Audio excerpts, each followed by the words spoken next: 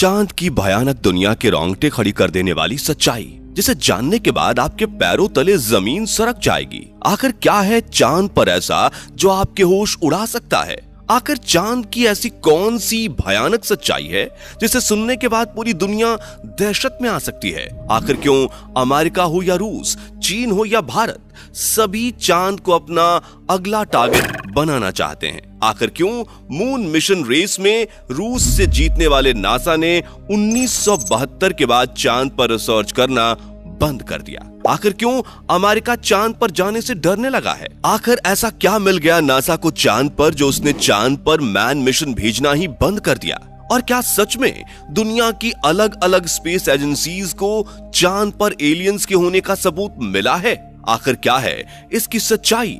अगर आप भी जानना चाहते हैं तो वीडियो को पूरा जरूर देखिएगा, लेकिन उससे पहले चैनल को सब्सक्राइब करके वीडियो को एक लाइक कर लीजिए। चलिए शुरू करते हैं। दोस्तों, अपनी इसी रिसर्च के चलते हमने खोजबीन की और पाया कि चांद धरती से सबसे करीब है। धरती से चांद की दूरी महज 3,84,400 किलोमीटर है। धरती की तुलना में चांद का आकार 27% है, यानी कि हमारी पृथ्वी के अंदर तकरीबन 9 चांद आराम से समा सकते हैं। और चांद पर एक लूनर डे 14 दिन का होता है, क्योंकि चांद अपनी धुरी पर घूमने के लिए कुल 28 दिन का समय लेता है, जिसकी वजह से यहाँ पर 14 दिन तक सूरज की रोशनी और 14 दिन तक घुप अंधेरा होता है। रात में चांद का तापमान लगभग -153 डिग्री तक गिर जाता है, जबकि दिन में तापमान 180 डिग्री सेल्सियस तक बढ़ जाता है। माना जाता है कि चांद का साउथ पोल ज्यादा ठंडा होता है। रात तो वहां पर इतनी ठंडी होती है कि पृथ्वी का कोई भी मनुष्य शायद ही वहां उन हालात में रह पाए।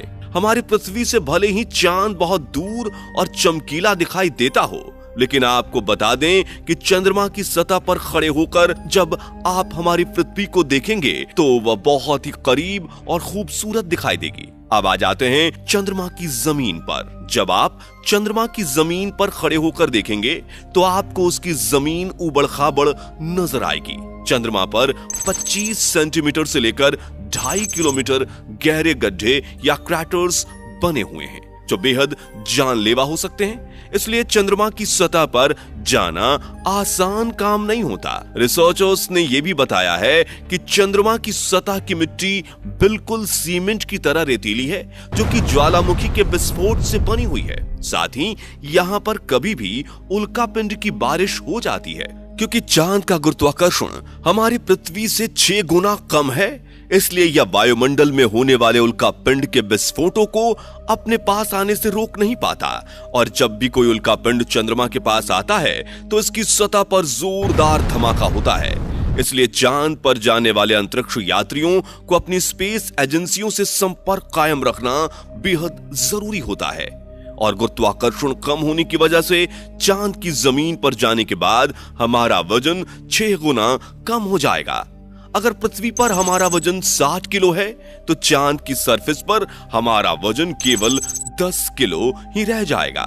इसी कारण नील आर्मस्ट्रॉन्ग जब चांद पर चल रहे थे तब उछल उछल कर चल रहे थे, क्योंकि दोस्तों चांद पर पृथ्वी की तरह चल पाना संभव नहीं। चांद पर नील आर्मस्ट्रॉन्ग और उनके साथियों के कदमों की छाप आज भी मौजूद है, क्योंकि वहां पर हवा ना होने की वजह से वे निशान मिटते नहीं। इसी के साथ चंद्रमा पर वायुमंडल ना होने की वजह से आपको किसी और की आवाज तो दूर की बात, अपनी ही आवाज तक सुनाई नहीं देगी। इसलिए जो लोग चंद्रमा पर जाते हैं उन्हें ऑक्सीजन और नाइट्रोजन का एक आर्टिफिशियल वायुमंडल तैयार करके दिया जाता है, जिसकी मदद से वे अपने साथ जाने वाले सहयात्री और अपनी स्पेस एजेंसी के मैसेजेस को सुनकर उनका जवाब भी दे सकते हैं। दोस्तों, रात में हमें चांद चमकता हुआ नजर आता है, लेकिन आपको जानकर काफी हैरानी होगी कि चांद की खुद की कोई रोशनी नहीं होती है। जो चांद पर रोशनी नजर आती है वह सूरज से आने वाली रोशनी का रिफ्लेक्शन होता है। यानी कि अगर हमें सूरज रोशनी देना बंद कर दे तो चांद हमें कभी नजर नहीं आएगा।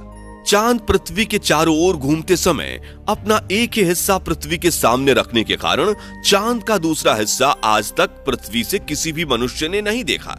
मगर अंतरिक्ष यानों की सहायता से चांद के दूसरे हिस्से की तस्वीर तो हमने कैप्चर कर ली है।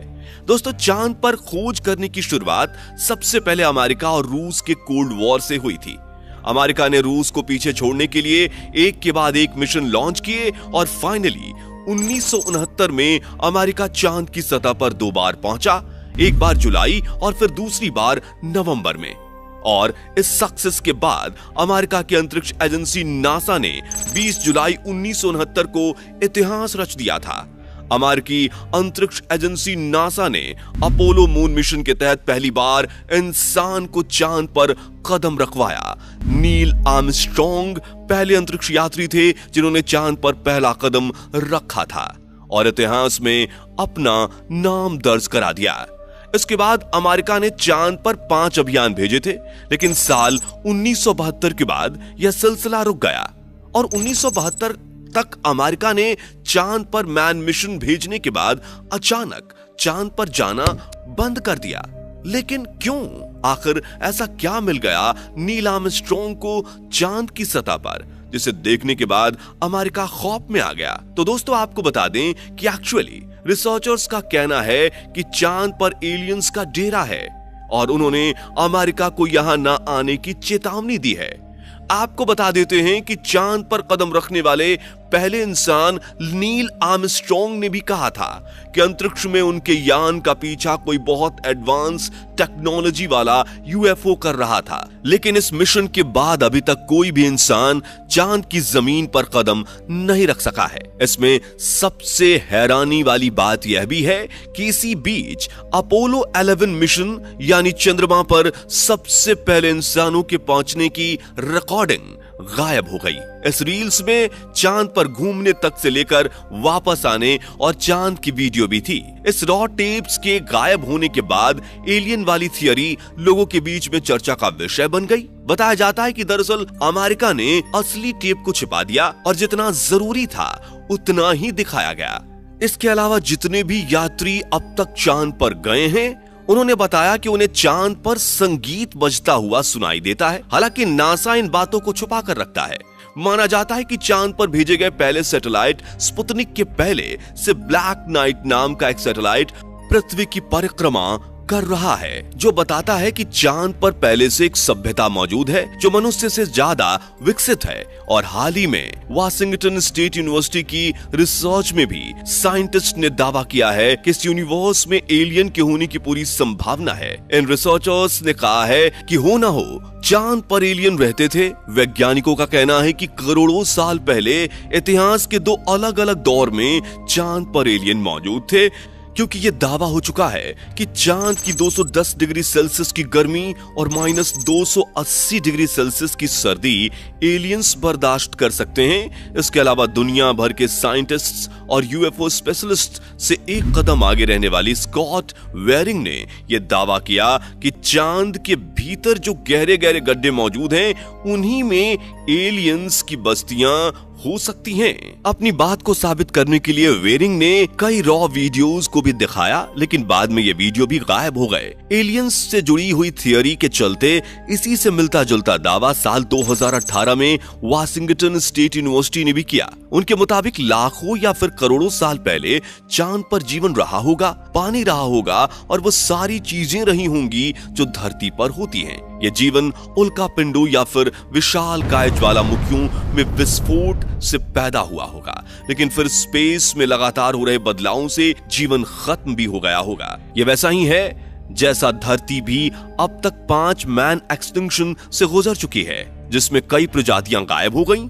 ये थियरी सच में ज्यादा करीब लगती है, लेकिन प्रमाण इसका भी अब तक नहीं मिला। तो दोस्तों, चांद पर आखिर वास्तव में एलियंस और उनकी बस्तियां मौजूद हैं या नहीं, इस बारे में कोई भी सही जानकारी नहीं जुटा पा रहा। लेकिन इस बात से भी इनकार नहीं किया जा सकता कि वास्तव में चांद पर एलियंस मौजूद हो सकते हैं। तो देखना यह है कि क्या आने वाले समय में एलियन से जुड़ी हुई सच्चाई दुनिया के सामने आती है या नहीं। दोस्तों, आपको ये वीडियो जरा सा भी पसंद आया हो तो वीडियो को लाइक करके ज्यादा से ज्यादा शेयर करो।